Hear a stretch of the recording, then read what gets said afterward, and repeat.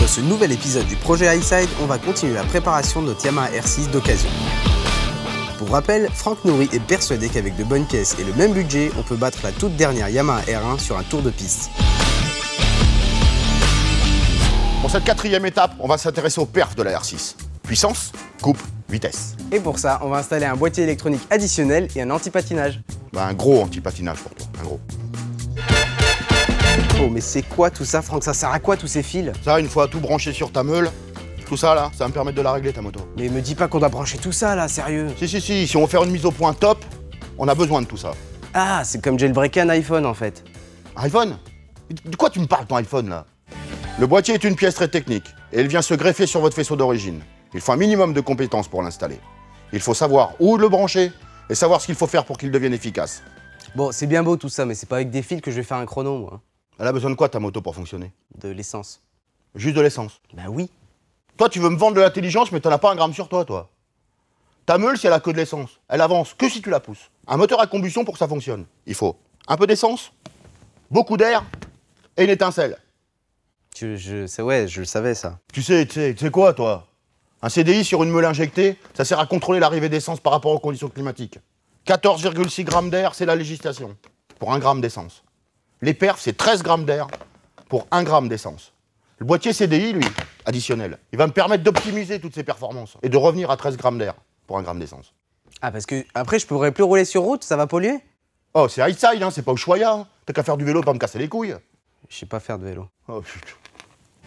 Pour optimiser les perfs moteurs, on va commencer par brancher le boîtier sur les capteurs d'air, capteurs d'allumage et capteurs d'essence. Ça fait pas moins de 16 fils à brancher sur le faisceau.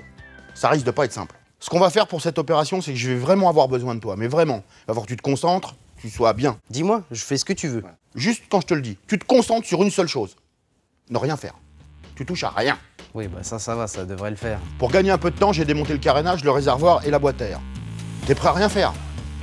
Alors on peut y aller. Le boîtier se branche sur le faisceau à plusieurs endroits. Les 4 bobines d'allumage, les 8 injecteurs, le capteur de Villebrequin, le capteur de point mort, le capteur de rapport engagé et enfin le capteur d'ouverture de volet de papillon. Qu'est-ce que tu veux à tout tripoter là? J'ai rien à faire. Eh ben tu veux te rendre utile?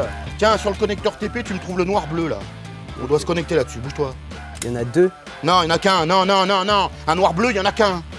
Mais regarde, il y en a deux. Non, t'as noir-bleu et bleu-noir. Mais tu te fous de ma gueule, c'est pareil. Non, je me fous pas de ta gueule. Le noir-bleu, c'est un noir avec un liseré bleu. Le bleu-noir, c'est un bleu avec un liseré noir.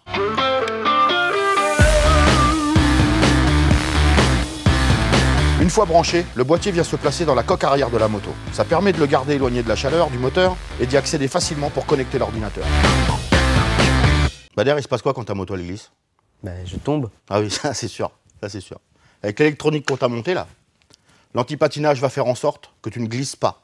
Une moto qui glisse, c'est une moto qui se traîne. Mortel, je vais plus tomber alors. Si, tu vas tomber, ça je te fais confiance pour ça. Quand ta roue arrière tourne plus vite que ta roue avant, ta moto glisse. L'électronique, elle, va compenser cette différence en réduisant la puissance pour retrouver de la motricité. C'est bon? Allez, monte le bouton, branche le boîtier et c'est fini. Le bouton map va permettre d'avoir 2 courbes de puissance, une normale et une plus douce. Le potentiomètre va permettre de régler la sensibilité de l'anti-patinage. On peut ainsi choisir d'avoir une moto plus ou moins nerveuse selon les conditions et l'humeur du pilote.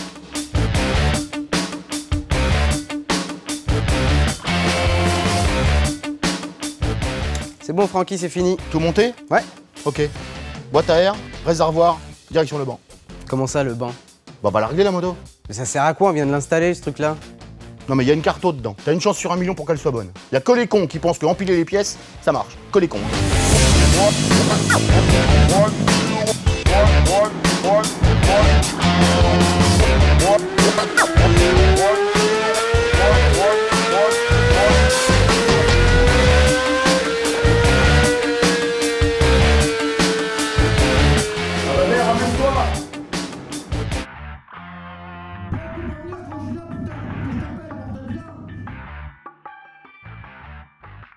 J'ai réglé ta moto.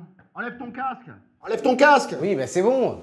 J'ai réglé ta moto. Tous les 250 tours, tous les paliers de 10% de TP, sur tous les régimes, sous tous les rapports. Oui, bon, bref, on a gagné combien? Bah, mis au point 10 de plus que la dernière fois.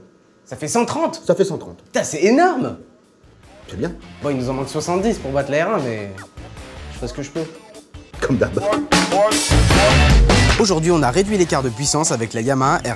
En installant un boîtier Bazaz, on a gagné 10 chevaux et on a même un anti-patinage qui nous permet de faire passer la puissance au sol. Et ça nous a coûté 975 €. Il nous reste donc 2674 €. Bon, on la remonte? Non, on la remonte pas. Prochaine fois, shifter, downshift. Puis pour te faire plaisir, 2-3 petits accessoires. Ah ouais? Je pourrais mettre mes petits clignots et mes rétros? C'est ça, des trucs de Jackie Tuning. Ouais, non. Si. Tu mettras un néon dans le fion aussi.